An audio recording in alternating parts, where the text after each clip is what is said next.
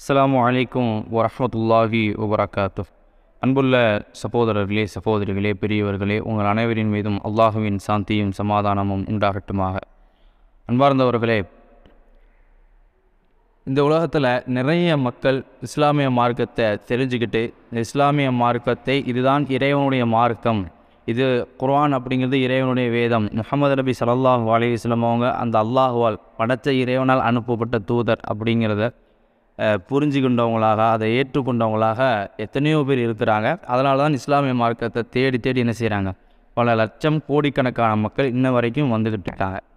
நாளுக்கு நாள் இஸ்லாமை ஏற்றுக்கொள்ளக்கூடியவர்களுடைய எண்ணிக்கை அதிகமாகிக்கிட்டே இருக்குது. இப்போ இந்த சமயத்தில் நான் இஸ்லாமிய மார்க்கத்தை ஏற்றுக்கொள்ளணும்னு தான் இருக்கிறேன். ஆனால் இப்போ இல்லை, நான் கொஞ்சம் லேட்டாக ஏற்றுக்கொள்ளலாம்னு நினைக்கிறேன். இன்னும் கொஞ்சம் நாள் கழித்து நான் முஸ்லீம் ஆகலான்னு இருக்கிறேன். என்னுடைய இன்னென்ன பிரச்சனைகளெல்லாம் முடிஞ்சதுக்கப்புறம் நான் முஸ்லீம் ஆகலான்னு இருக்கிறேன். என்னுடைய இன்னென்ன விஷயங்களெல்லாம் முடிஞ்சதுக்கப்புறம், இதுவெல்லாம் கிடைச்சதுக்கப்புறம் நான் முஸ்லீம் ஆகிடுவேன். அதனால் தள்ளி போடுறேன் அப்படின்னு சொல்லிட்டு இஸ்லாமிய மார்க்கத்தை ஏற்றுக்கொள்றதை என்ன செய்கிறாங்க, தள்ளி போடுறாங்க.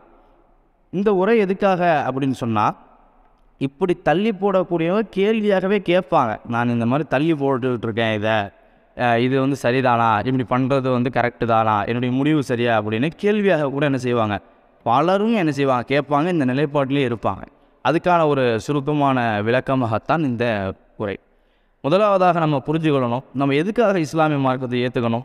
இஸ்லாம் அப்படிங்கிறது இந்த உலகத்தை படைத்த இறைவன் தான் படைத்த மனிதர்கள் எப்படி வாழணும் அப்படிங்கிறதுக்கான ஒரு வாழ்க்கை வழிமுறை தான் இஸ்லாம்.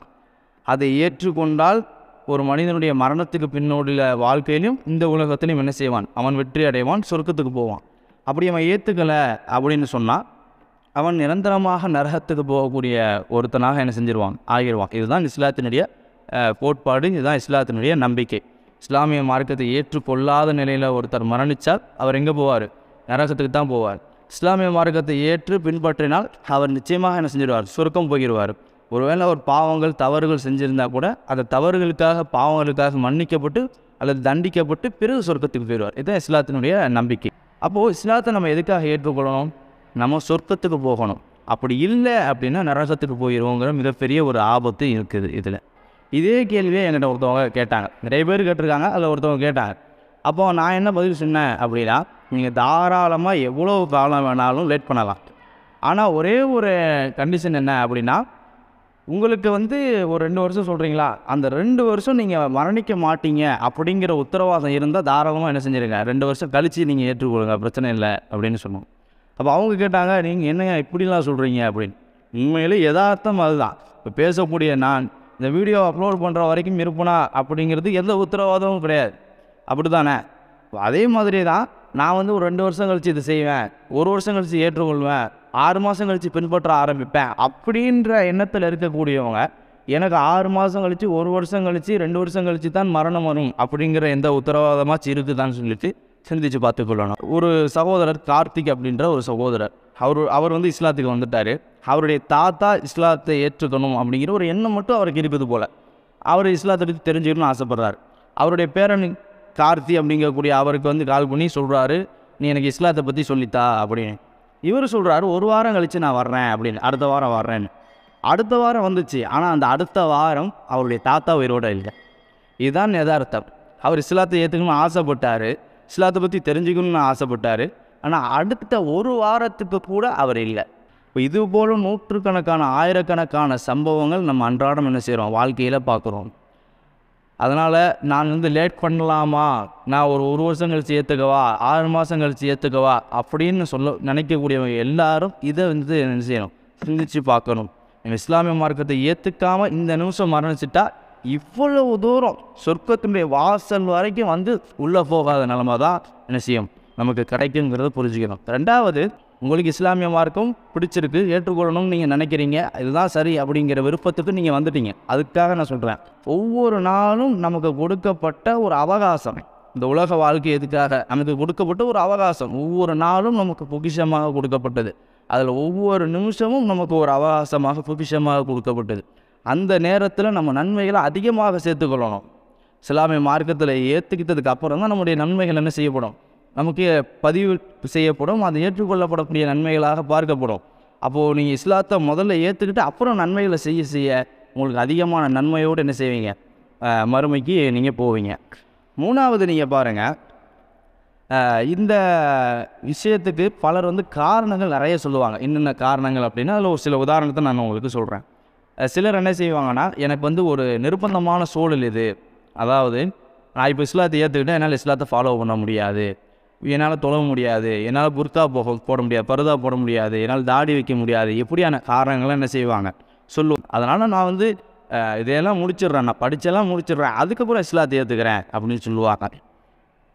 ஆனால் இஸ்லாத்தை ஏற்றுக்கிறதுனா என்ன? வணங்குவதற்கு தகுதியானவன் படைத்த ஒரே ஒரு இறைவன் அப்படிங்கிற கொள்கையை ஏற்றுக்கொள்கிறது. நபிகள் நாயகம் என்று சொல்லக்கூடிய முஹம்மது ஸல்லல்லாஹு அலைஹி வஸல்லம் அவங்க அல்லாஹுவால் படைத்த இறைவனால் அனுப்பப்பட்ட தூதர் அப்படிங்கிறது ஏற்றுக்கிறது. இந்த கோட்பாடை நீங்கள் ஏற்றுக்கிட்டாலே நீங்கள் ஒரு முஸ்லீம் ஆகிடுவீங்க.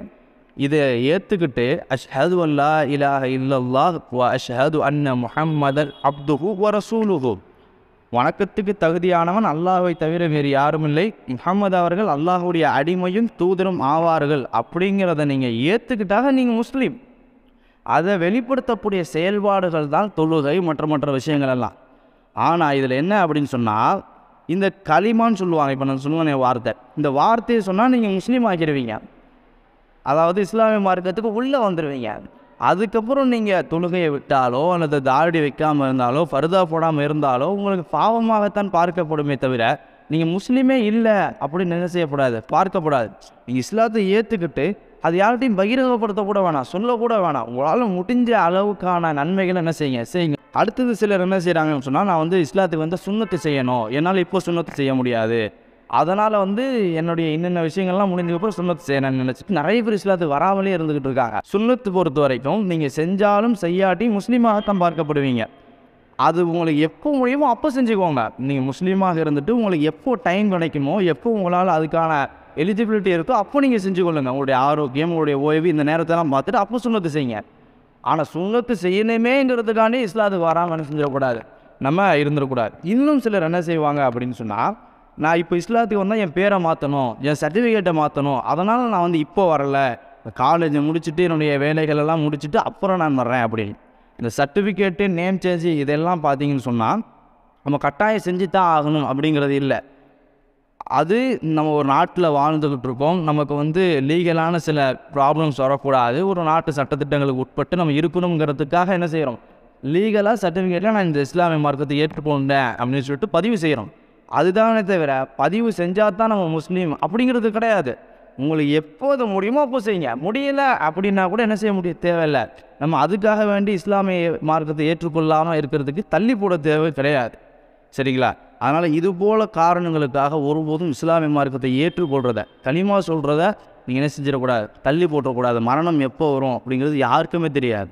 அதனால் தள்ளி போடுறது அப்படிங்கிறது மிக மிக தவறான ஒரு முடிவு. அந்த முடிவை யாருமே எடுக்க வேணாம். நீங்கள் இஸ்லாத்தை விரும்புகிறீங்க, ஏற்றுக்கணும்னு ஆசைப்பட்றீங்க, இஸ்லாத்தை பின்பற்றுறதுல ஒன்றும் பெரிய பாவமான ஒரு விஷயம் கிடையாது, தப்பான ஒரு விஷயமும் கிடையாது, அல்லது தான் செய்ய போகிறீங்க.